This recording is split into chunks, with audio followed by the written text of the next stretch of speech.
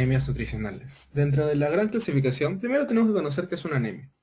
La anemia, de manera general, se define como una disminución de la concentración de hemoglobina. Luego hay otros términos que bastante parecidos como síndrome anémico, síndrome de anemia. En realidad es lo mismo, no hay que confundirnos. Anemia, síndrome anémico y todos sus derivados solamente son anemia. Todos son lo mismo. Síndrome anémico también es la disminución de la concentración de hemoglobina, de la disminución de hemoglobina. Se los digo para que no vayan a equivocarse cuando realicen algún tipo de historia clínica. En la mayoría colocan en los problemas de salud síndrome, síndrome, síndrome, síndrome. No es tan necesario. Simplemente con anemia basta. Anemia, disminución de la cantidad de hemoglobina, de la concentración de hemoglobina, por debajo de los valores normales. ¿Cuáles son los valores normales?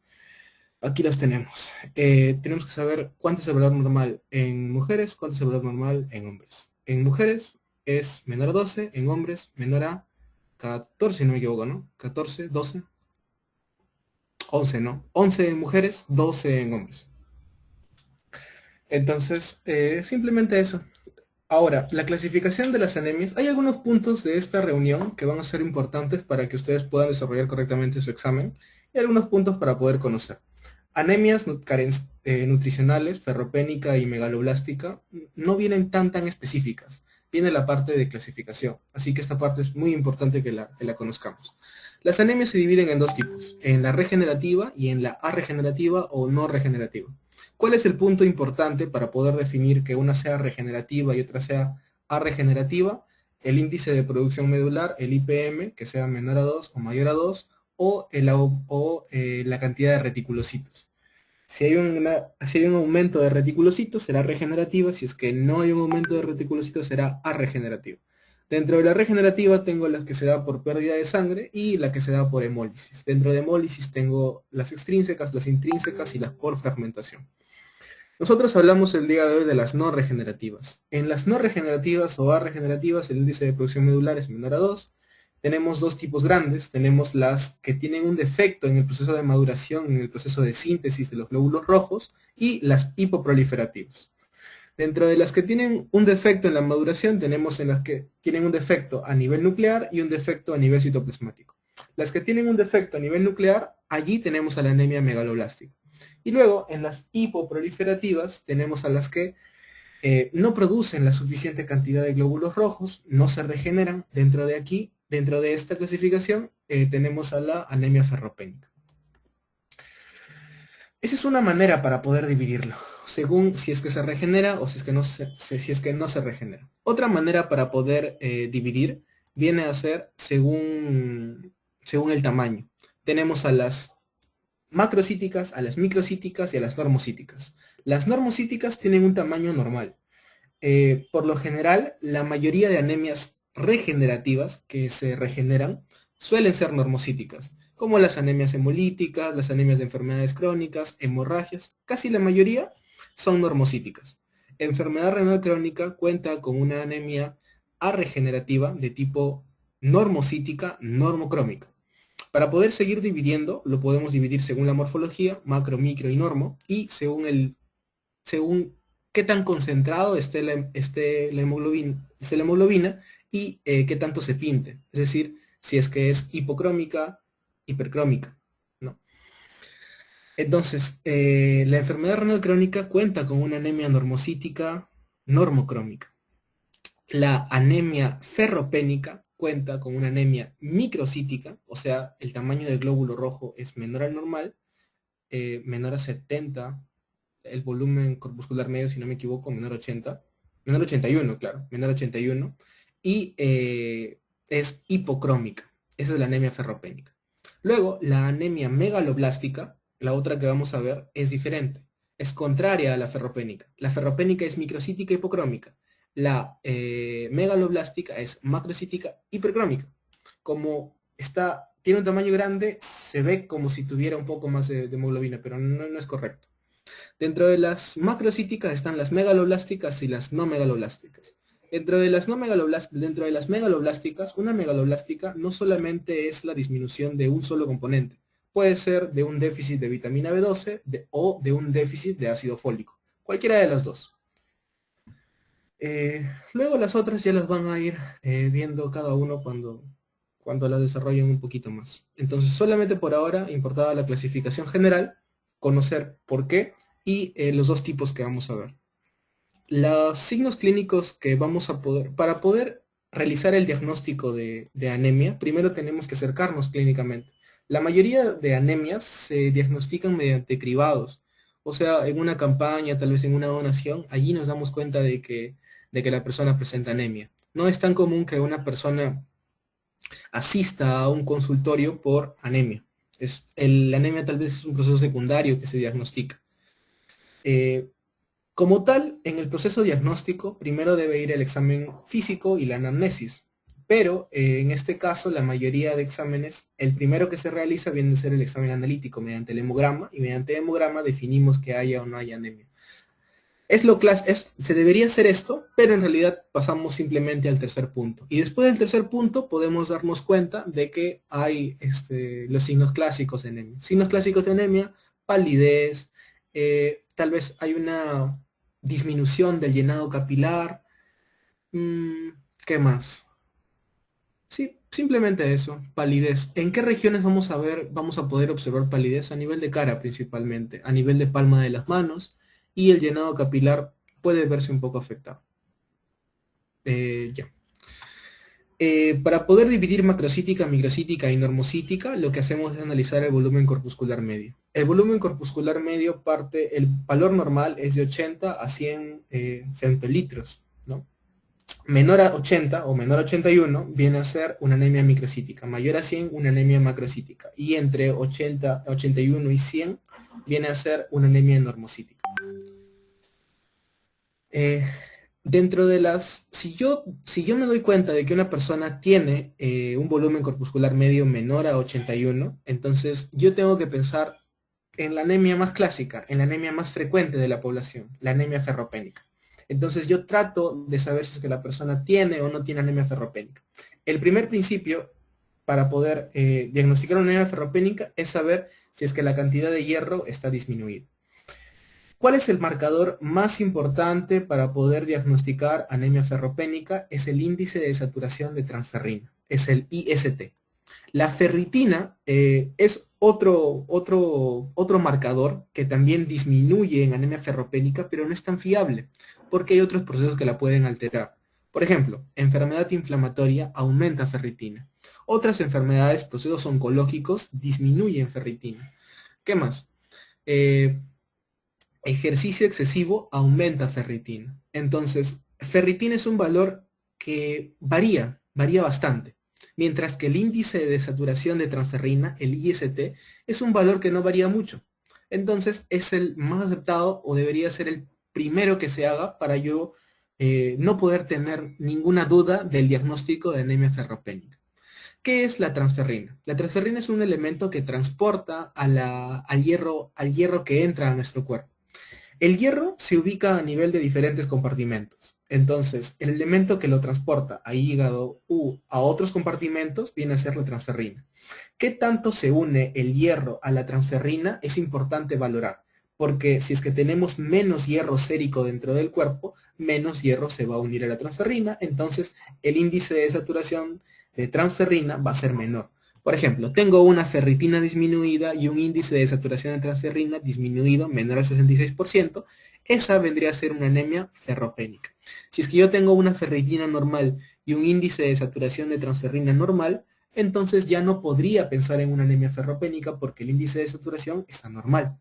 Entonces yo pienso en otras patologías que me puedan generar hipocromía casi siempre la hipocromía se encuentra de la mano con lo microcítico y el hipercrómico se encuentra de la mano con el macrocítico. Entonces yo pienso en otras patologías que me den una anemia microcítica hipocrómica. Por ejemplo, enfermedad sideroblástica.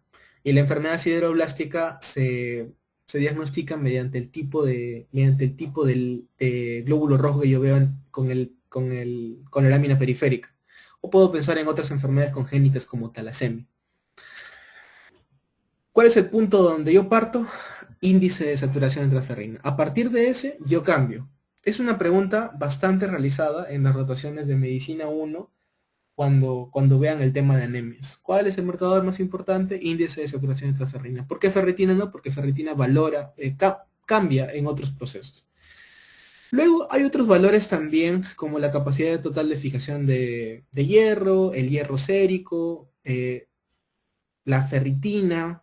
Otros valores también se pueden tener, pero el más importante que ustedes deben tener es el índice de saturación de transferrina o el receptor soluble de transferrina. Es casi lo mismo. Entonces, vamos a empezar a desarrollar anemia ferropénica. Primero tenemos que conocer algunas generalidades acerca del hierro. El hierro es un micronutriente bastante importante que permite el transporte de oxígeno, el proceso de respiración celular y la síntesis de ácido desoxirribonucleico y proliferación celular. Una característica muy importante del hierro es que el hierro siempre debe estar unido a proteínas. Es muy tóxico si es que está solo. Entonces, por lo general, el hierro se encuentra unido a diferentes elementos. ¿Qué elementos? Vamos a ver por ejemplo, el hierro llega a nuestro cuerpo, se absorbe, y la transferrina es el elemento que transporta. ¿Hacia dónde transporta? Puede transportar a la médula ósea para poder sintetizar nuevos eritrocitos, eritroblastos, y que suceda todo el proceso de maduración del eritroblasto, o puede llevarlo a otros compartimentos. Puede llevarlo a un compartimento en el cual se va a eliminar, puede llevarlo a los macrófagos, al sistema mononuclear fagocítico, o puede también llevarlo al hígado, y dentro del hígado almacenarlo a almacenarlo en ferritina.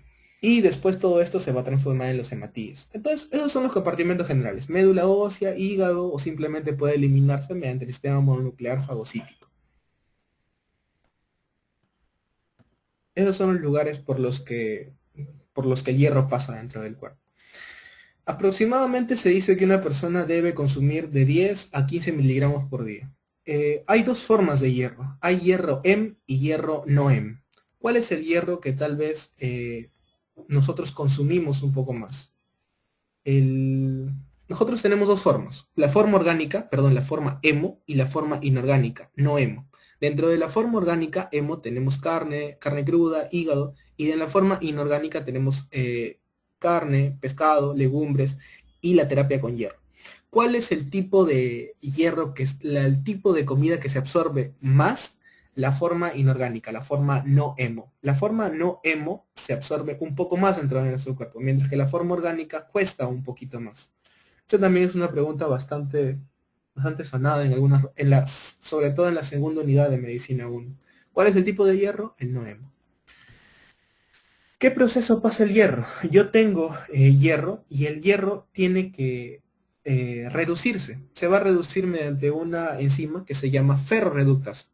El hierro tiene que llegar a otro compartimento, tengo que poder absorberlo. Pero antes de poder absorberlo, tengo que reducirlo. El hierro más 3, el tipo 3, el no hémico, tiene que entrar en una forma férrica. Entonces yo tengo que reducir ese más 3 a más 2. Y eso lo realiza la ferroreductasa.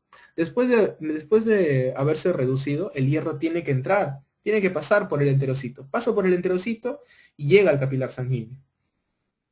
Para ese proceso, el hierro pasa mediante un transportador que se llama DMT1, pasa y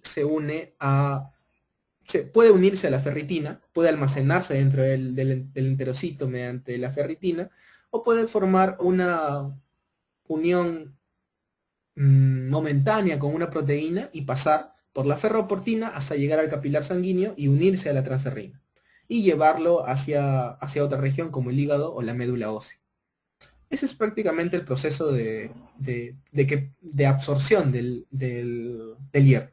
En la primera parte es el proceso de reducción. Después es el proceso de elección. Puede quedarse dentro del enterocito o puede dirigirse al capilar sanguíneo, donde el capilar sanguíneo se dirigirá a otro órgano, hígado o médula ósea, ¿no? Si es que se queda unido a ferritina. Si es que se va, se une a transferrina y transferrina lo lleva hacia la región, hacia el órgano a unirse posteriormente. El DMT1 es un transportador divalente. No solamente transporta hierro, no solamente permite la entrada de hierro, sino también permite la entrada de otros metales como cobre o como zinc. ¿En qué región se va a dar la absorción de hierro? a nivel de duodeno o a nivel de yeyuno proximal, es decir, las primeras regiones del intestino delgado. Ya. Luego, los ácidos orgánicos como vitamina C, ácido cítrico, láctico y algunos azúcares son algunos potenciadores para que se pueda absorber el hierro noémico. Los antiácidos, polifenoles, fitatos tienen algunos efectos inhibitorios. ¿Por qué es importante conocer esto? Porque por lo general, no sé, una persona que tiene varios cuadros de gastritis o tiene varios y se automedica con el consumo de antiácidos, luego en su hemograma sale con anemia, se dan cuenta que es ferropénica, pero la persona come bien y ustedes le dan hierro y el hierro y sigue siempre saliendo anemia ferropénica, no es porque no tenga una falta de requerimiento, sino porque está consumiendo otro elemento que está haciendo que no se absorba correctamente. Entonces, hay situaciones hay elementos, como aquí menciono los ácidos orgánicos y los otros, que van a permitir que se absorba mucho más y otros que se absorban mucho menos. ¿Es importante considerarlos? Sí. ¿En qué parte lo van a considerar? En la parte de anamnesis, cuando realicen una historia clínica. Entonces, ya vimos la parte de absorción. Luego, a nivel de transporte, el elemento que transporta, como comentaba, era la transferrina. El índice de saturación El índice de saturación es el elemento más importante. El tiempo de vida media aproximadamente del hierro dura de 8 a 10 días. ¿Dónde se va a distribuir? Se puede distribuir a nivel de los órganos, a nivel de la médula ósea, a nivel del hígado. Se puede quedar como ferritina, se puede quedar como hemosiderina, puede formar parte de los próximos glóbulos rojos como hemoglobina. Y se elimina finalmente aproximadamente 1 miligramo por día a nivel de heces, orina o en otros elementos de excreción. O puede formar parte de nuestro cuerpo. La epsidina es una proteína muy importante. ¿Qué es lo que hace la epsidina? La epsidina lo que hace es inactivar a la ferroportina.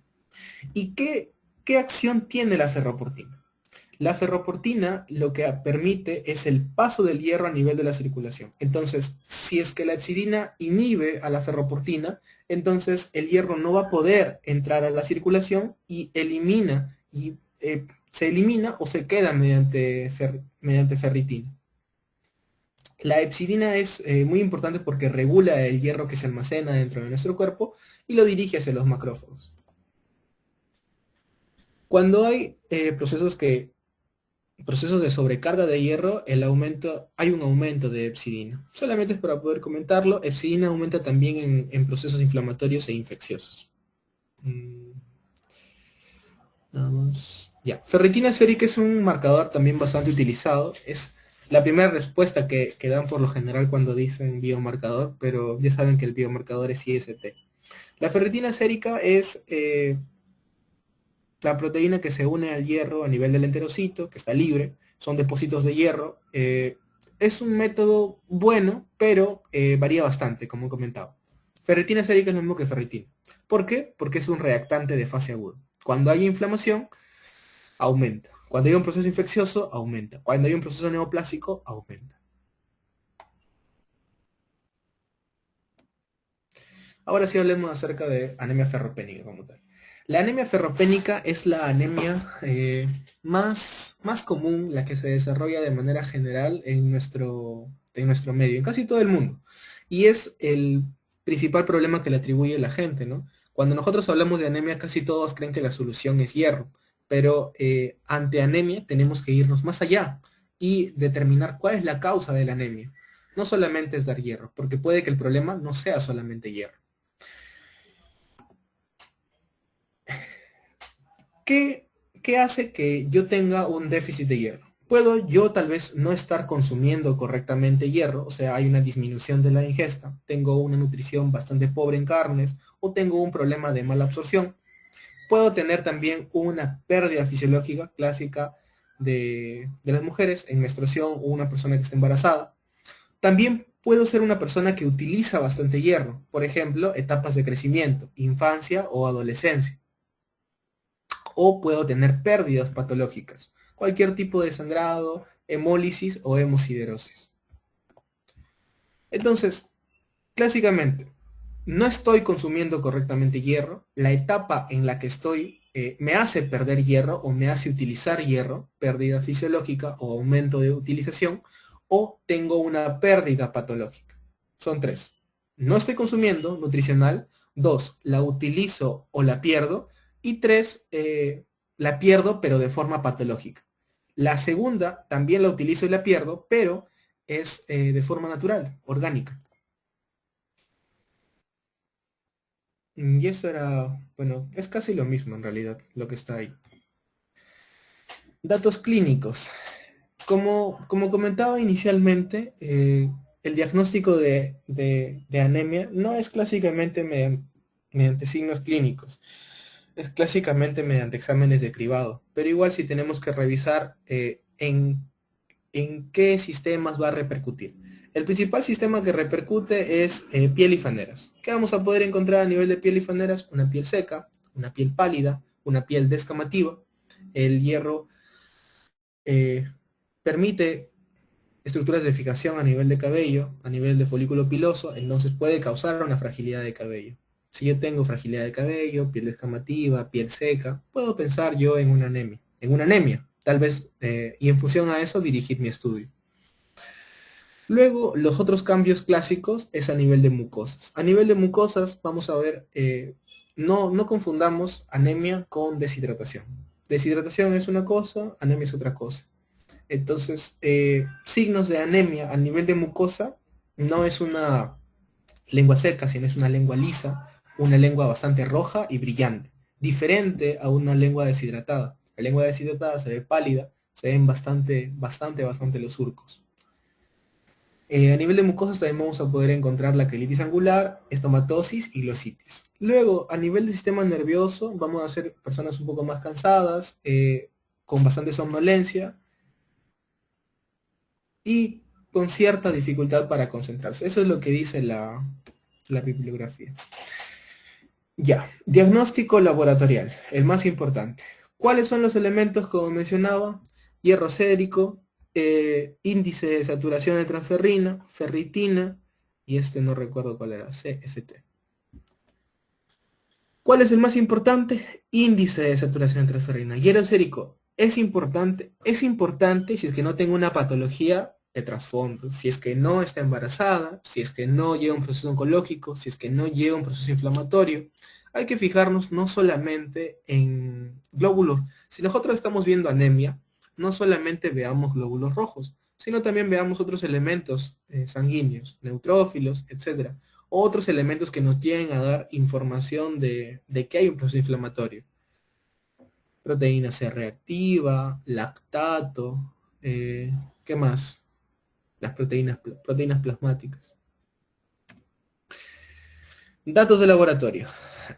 Anemia ferropénica. Es una anemia microcítica, hipocrómica, arregenerativa, no se regenera, reticulocitos bajos, anemia microcítica, ¿qué más? Células en punta de lápiz. Esa es una forma que ustedes van a poder ver a nivel de lámina periférica. ¿Qué encontramos? Es una anemia, entonces menor a 13 gramos por decilitro en hombre. Me he confundido, dije...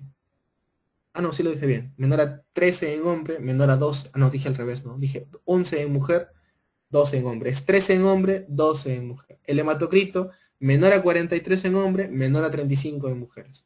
El volumen corpuscular medio normal de 81 a 100. Es anemia ferropénica, debe ser hipocrómica, menor a 80.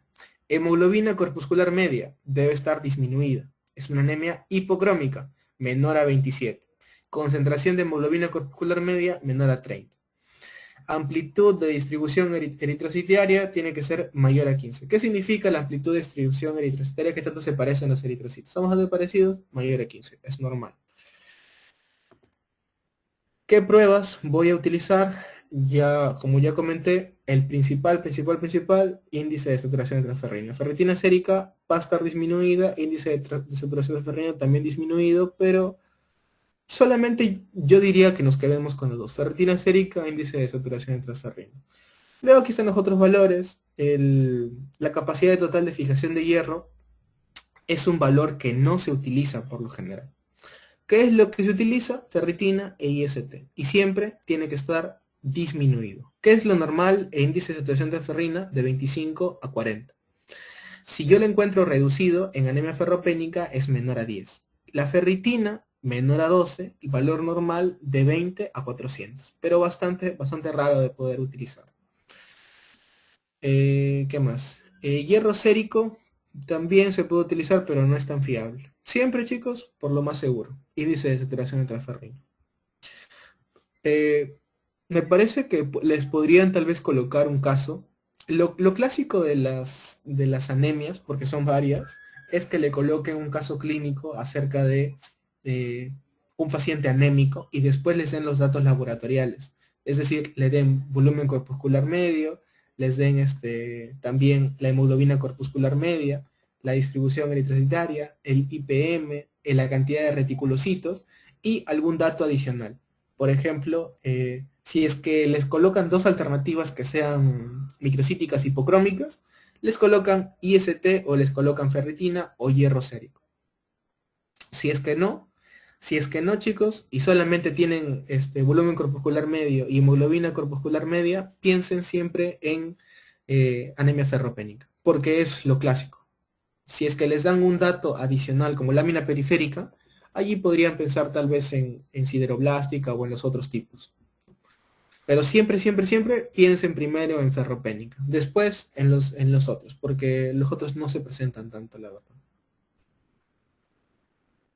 Eh, bueno, acá hay algunas patologías que son bastante parecidas, pero estas son también otras microcíticas hipocrómicas, enfermedad crónica y ferropénica se parecen un poquito. Bueno, y esto también ya lo repetí, ¿no? Pueden ser tres. Uno, mala digestión, mala absorción o simplemente hay un déficit. Luego el segundo es una pérdida fisiológica o aumento fisiológico y la otra sí es una pérdida patológica. Tratamiento.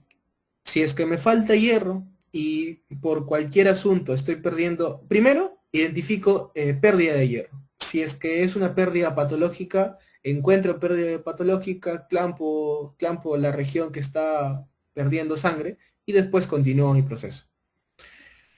Si es que me falta hierro, entonces el tratamiento será dar hierro. El hierro oral es el elemento, es la primera elección. Si es que no se soluciona con hierro oral, empiezo con hierro parenteral. Solamente está solicitado cuando tal vez no tengo una respuesta correcta ante hierro oral al inicio. Pero hierro oral es lo primero que se utiliza. ¿Cómo sé que estoy ante un correcto tratamiento? Porque hay una elevación de reticulocitos a nivel del quinto día y hay un aumento de hemoglobina de 1 gramo por cada 2 semanas. Entonces, yo por lo general cito a las personas en 2 semanas o puedo citar también en un mes. Entonces, en función a cualquiera de los tres, yo lo que voy a hacer es dar hierro, que puede ser oral o puede ser parenteral, en función a la característica particular que tenga yo presente. Puede fallar el tratamiento porque no hay una adherencia correcta, no estoy consumiendo el hierro oral o no estoy haciendo caso simplemente, o hay una mala absorción, hay un proceso secundario o sigue existiendo la pérdida. Entonces, yo diagnostico anemia ferropénica, identifico cuál tipo de causa tiene y en función a eso doy o no doy hierro oral. Hasta ahí, ¿alguna pregunta? La parte de aquí más importante es solamente el diagnóstico laboratorial, que es el volumen corpuscular medio, la hemoglobina corpuscular media y los dos parámetros.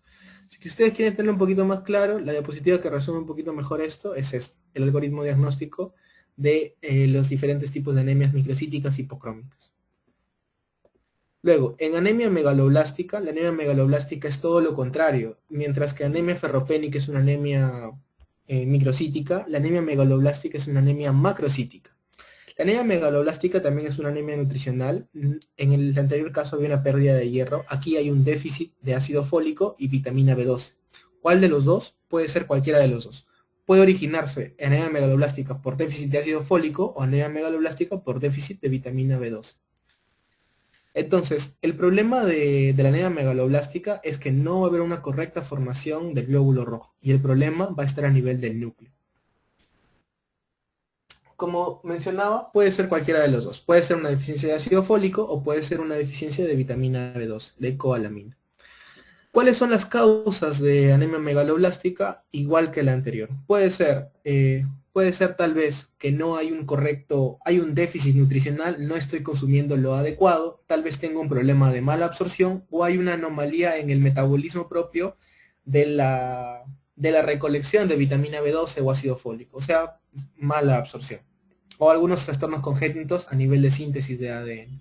Son un poquito raros. Lo más clásico es déficit de vitamina B12 y déficit de ácido fólico. Hay algunas patologías que me pueden dar déficit de vitamina B12 o algunas condiciones que disminuyan la absorción.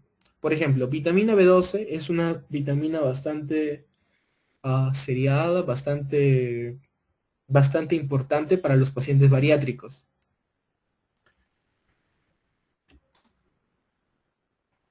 Aporte insuficiente, o sea, una mala nutrición, una mala absorción, que puede ser gástrica o puede ser intestinal, o puede haber una utilización celular defectuosa, o sea, estoy utilizando tal vez la vitamina B12 que entra para otros motivos, para otras causas. ¿Vale particularizar en cada uno? La verdad que no. Solamente conocer los tres puntos principales. Aporte insuficiente, mala absorción o utilización celular defectuosa.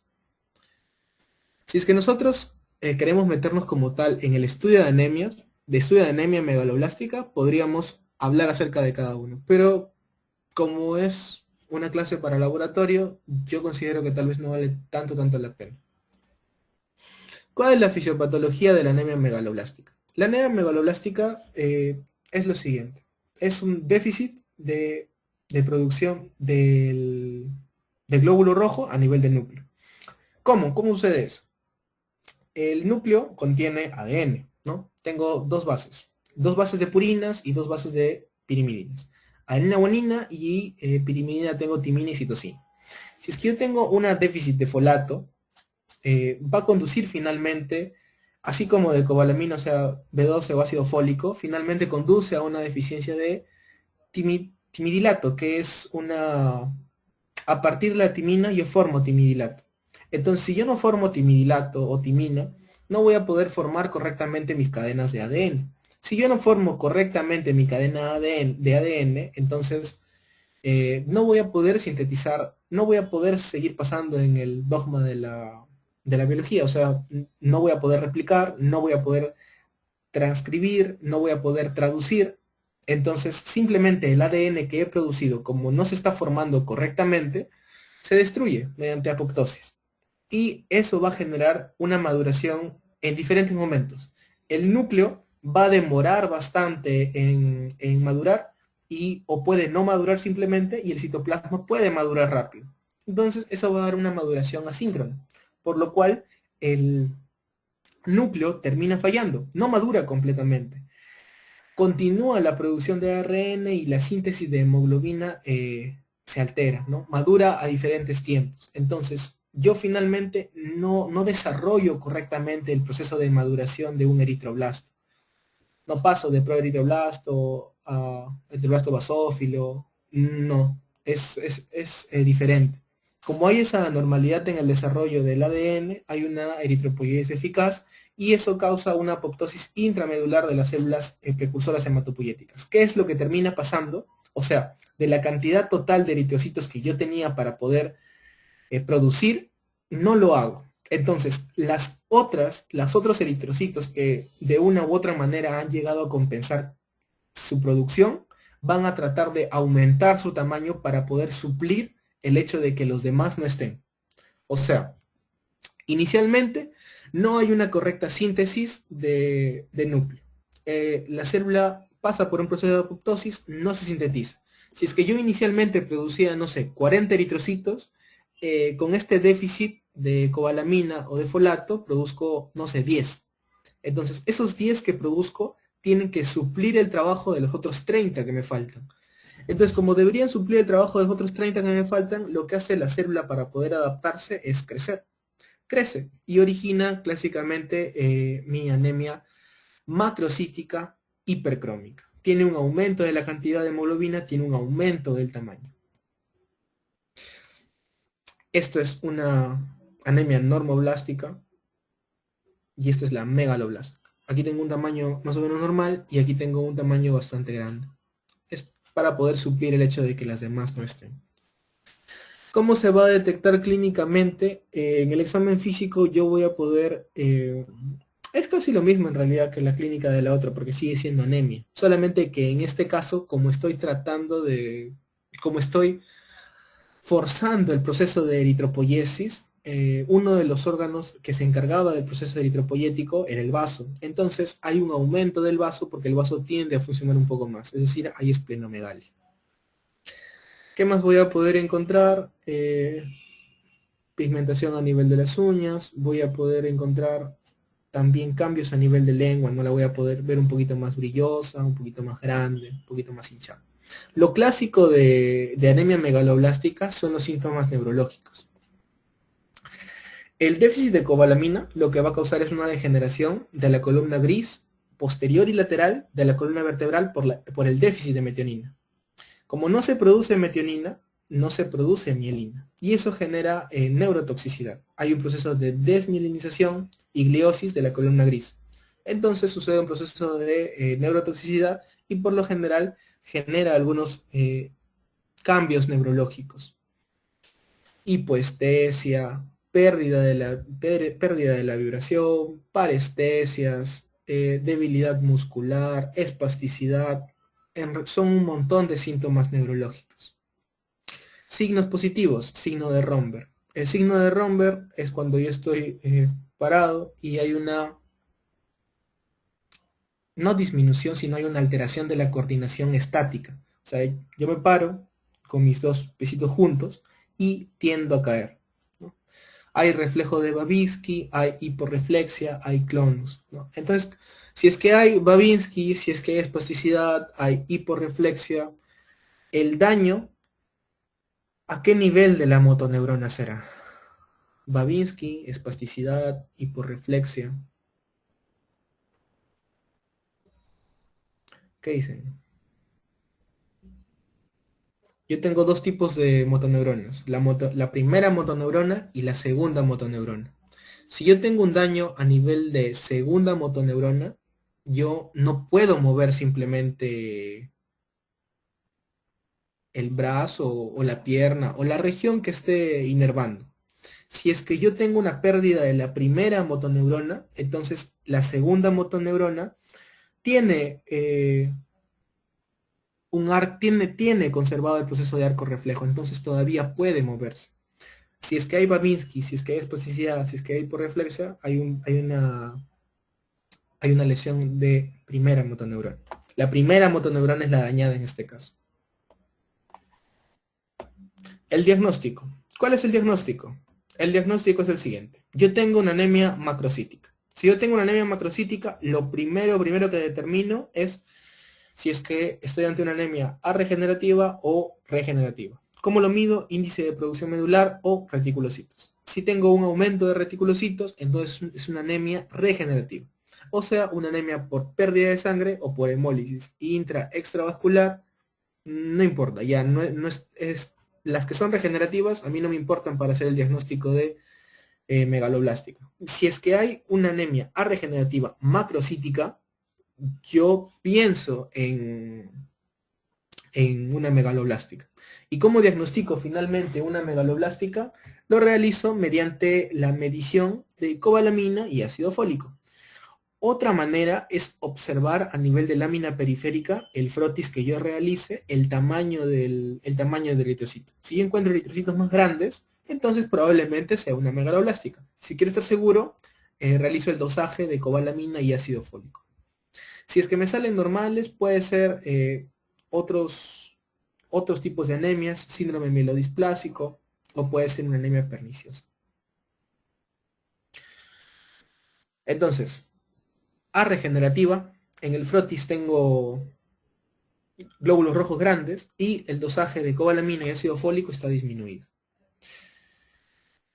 El diagnóstico mediante hemograma, hemograma y lámina periférica.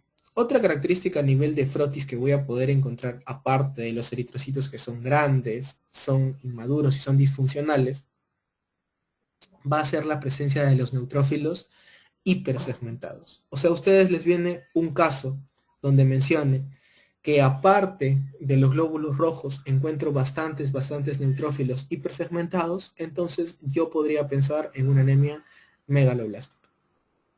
Hay anisocitosis. Hay algunos glóbulos rojos que tienen un tamaño normal, otros que tienen un tamaño grande, entonces la anisocitosis es que tanto varía.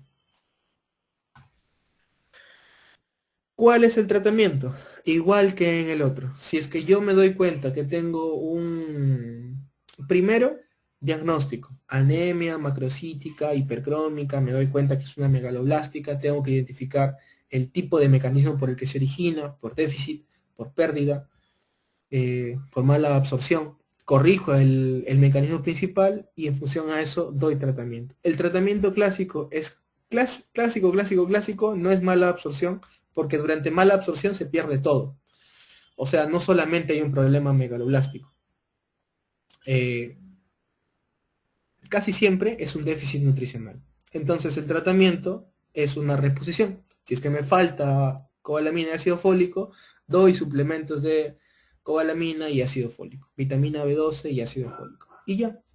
Si es que tengo algún problema neurológico, si es que si es que yo realizo la reversión del problema principal, que era la cobalamina y el ácido fólico, entonces el problema neurológico también será desarrollado. Si es que yo puedo ayudar sintomáticamente a alguna enfermedad neurológica que se haya producido, lo realizo y después realizo la corrección de la anemia. Y ya. Eh, el tipo de el tipo de reposición se puede hacer de manera intravenosa, a diferencia de que el hierro era simplemente oral. Y ya. Aquí, chicos, para terminar, tienen que tener en cuenta para el desarrollo de un correcto examen de laboratorio y para esas dos patologías principalmente, en dos puntos. En el diagnóstico laboratorial, en esto, en lo que vimos en la parte final de anemia megaloblástica, en esto, en los elementos que ustedes van a utilizar en los marcadores de laboratorio, ferritina, índice de saturación de transferrina, reticulocitos, cómo también van a ver cómo también van a ver ustedes en un frotis y nada más. Luego, tratamiento, signos clínicos, toda anemia se presenta igual. Hay algunas que tienen particularidades, como la megaloblástica, que tiene síntomas neurológicos, pero todas las demás casi no tienen eso. Entonces, el cuadro clínico es casi siempre lo mismo. Persona pálida, que se siente cansada, que tiene keilitis, nada más. Después de eso, los datos laboratoriales, volumen corpuscular medio, si es que es hipercrómica o hipocrómica, el índice de producción medular, anisocitosis, por si acaso, y ya, reticulocitos. Nada más. Eso sería lo más importante. Si ya queremos desarrollar a profundidad cada una, tendríamos que conocer exactamente los tipos de causas que se originan. Pero eso ya lo van a ver mucho mejor en medicina. Y ya, terminé. ¿Tienen alguna pregunta, chicos?